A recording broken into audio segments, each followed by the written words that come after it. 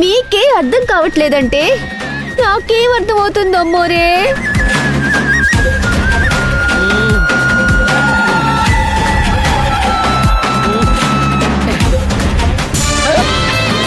అయ్యో చుట్టూ నీళ్ళు.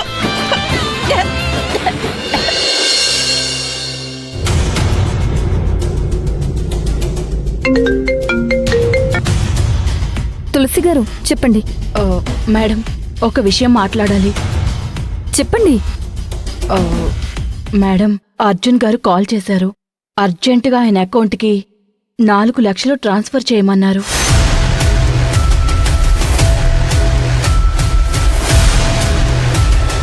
ఎందుకో చెప్పలేదు మేడం. మీరు అడగాల్సింది కదా. అడిగాను మేడం. నన్నే లెక్కలు అడుగుతావా అని కోప్పడ్డారు. ఇంతకు ముందు కూడా ఇలాగే 2-3 సార్లు చేశారు. డబ్బులు తీసుకుంటున్నారు కానీ అది ఏ పర్పస్ కోసమని చెప్పడం లేదు మేడం. ఆడిటింగ్ అప్పుడు సమస్య అవుతుంది మేడం. 10-20 వేలంటే పర్సనల్ ఖర్చులు కని లెక్కలు చూపించొచ్చు. కానీ లక్షలంటే లెక్క తేడా వస్తుంది మేడం. మేనేజ్ చేయడం చాలా కష్టం. తులసి గారు, డబ్బు విషయంలో మీరు కొంచెం స్ట్రిక్ట్ గానే ఉండండి. అది ఎవరైనా సరే. డబ్బు తీసుకోవడం కాదు సమస్య. 1 రూపాయి అయినా ఖర్చైనా దానికి లెక్క ఉండాలి. కంపెనీ అన్న తర్వాత ఇష్టం వచ్చినట్టు లెక్కలు రాయడానికి కుదరదు కదా. అసలు మీరు ఇన్ని రోజుల నుంచి చూస్తున్నారు కదా, అది అర్థం చేసుకోండి. డబ్బు విషయంలో నేనైనా సరే తులసి గారు, లెక్క లేకుండా మనీ ట్రాన్స్ఫర్ చేయకండి. నేను సార్తో అంత స్ట్రిక్ట్గా మాట్లాడలేను మేడం. ఏమైనా నాకు ఒక లిమిటేషన్ ఉంది కదా. సరేలే, నేనే మాట్లాడతాను. నేను కంప్లైంట్ చేసినట్టుగా మాట్లాడకుండా మీరు అడుగుతున్నట్లుగా అడగండి. డోంట్ వరీ, నేను హ్యాండిల్ చేస్తాను. మీరు నాకు ఇలా చెప్పడమే మంచిదైంది. తన తప్పేంటో స్టార్టింగ్లోనే కనిపెడితే సరిచేయొచ్చు. ఇంకా ముందుకు వెళ్తే దాన్ని సరిచేయాలంటే చాలా కష్టం. వ్యవహారంలో భార్యాభర్త అనేది ఏమీ ఉండదు. డబ్బు, మనం పడే కష్టం, అంతే లెక్క. ఇందులో అర్జున్ హట్ అయినా నేనేం చేయలేను. ఇదేమీ ఒక్క ఇంటికి సంబంధించింది కాదు కదా. కంపెనీని నమ్ముకొని 100 కుటుంబాలు నడుస్తున్నాయి. ఒక్కరి కోసం అందరినీ ఇబ్బంది పెట్టడం కుదరదు. తనేం చేస్తున్నాడో అర్జున్ కూడా తెలియాలి. అర్జున్తో ఈ విషయం నేనే మాట్లాడతాను. మీరేం టెన్షన్ పడకండి. అలాగే మేడం.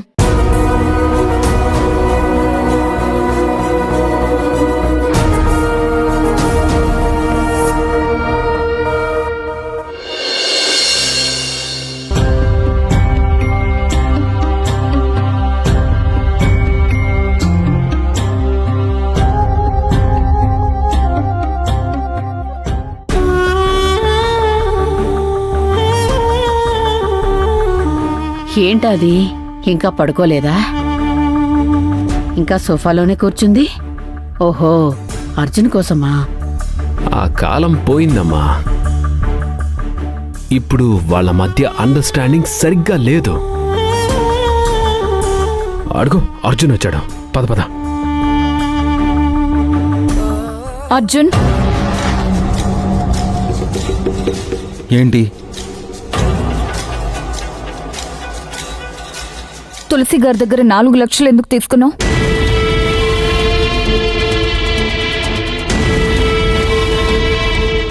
అంత త్వరగా న్యూస్ వచ్చేసిందా?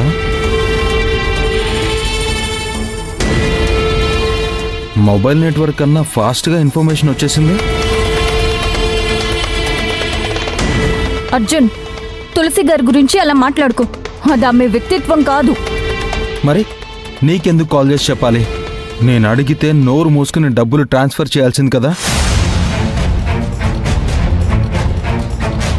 తీసుకునే అన్ని డబ్బులకి లెక్కలు ఇవ్వడం కుదరదు. ఇష్టం వచ్చినట్టు మాట్లాడుకు అర్జున్. తీసుకునే డబ్బులకి లెక్క చెప్పకపోతే ఆడిటింగ్ అప్పుడు సమస్య అవుతుంది కదా. 4 లక్షలు చిన్న అమౌంట్ ఏం కాదు. ఏం చేశావు? ఎందుకు ఖర్చయింది? ఇవన్నీ లెక్క చెప్పాల్సిందే.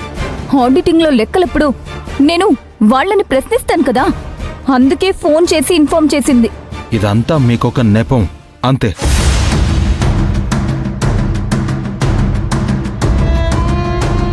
ఆడిటర్స్కి ఇవన్నీ మేనేజ్ చేయడం తెలుస్తుంది. పెద్ద పెద్ద బిజినెస్ మ్యాన్స్ పర్సనల్ ఎక్స్పెన్సెస్ని సరిగ్గా లెక్కలు రాస్తారా? ఎవరితో చెప్తున్నావు ఇదంతా? ఇన్ని సంవత్సరాలు నేను ఈ కంపెనీ కోసం కష్టపడి సంపాదించాను. జీతం కూడా తీసుకోను. ఈ 4 లక్షలు ఒక లెక్క. జూజూబీ. సరే అలాగే అయితే వచ్చే నెల నుంచి నువ్వు కూడా జీతం తీసుకో.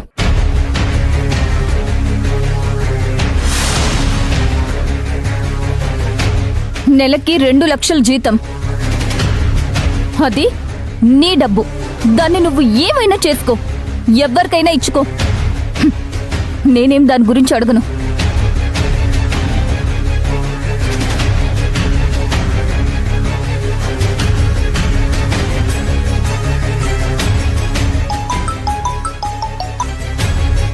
హలో, రేపు ఉదయం కల్లా అర్జున్ అకౌంట్లో నెలకి 2 లక్షలు చొప్పున 10 సంవత్సరాలకి ఎంత అవుతుందో లెక్క వేసి ఆయన అకౌంట్కి ట్రాన్స్ఫర్ చేసేయండి.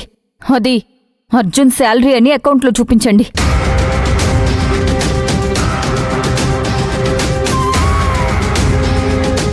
సరే మేడం, అలాగే. అలాగే.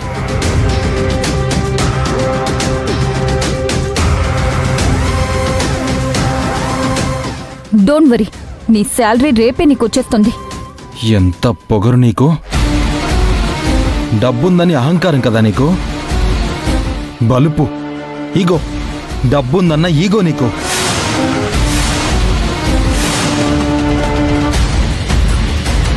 సరే, నువ్వు చెప్పినట్టు నాకు పొగరే అనుకో. నేనెవరో ఇంట్లో పని మనిషిగా పనిచేసేదాన్ని కాదు కదా. అన్నిటినీ దూరం చేసుకున్నాను. మళ్ళీ ఇటుక ఇటుక చేర్చి సామ్రాజ్యాన్ని నిర్మిస్తున్నాను. అందరూ కావాలన్న ఒకే ఒక్క ఎమోషన్తో ఇంత నరకం అనుభవిస్తున్నాను, కష్టాలు పడుతున్నాను.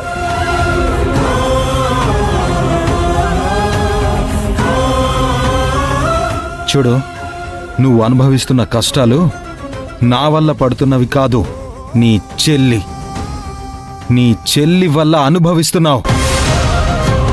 నా వల్ల గాని, నా ఇంట్లో వాళ్ళ వల్ల గాని నీకు ఏ సమస్య రాలేదు.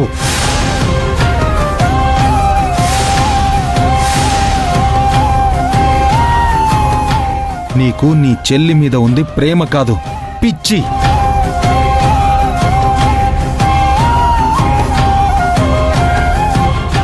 ఆ పిచ్చి వల్లే నువ్వు అన్నీ కోల్పోతున్నావు. అందరి దగ్గర శివగామి గొప్పది, మంచిది అనిపించుకోవాలన్న ఆశ పిచ్చి.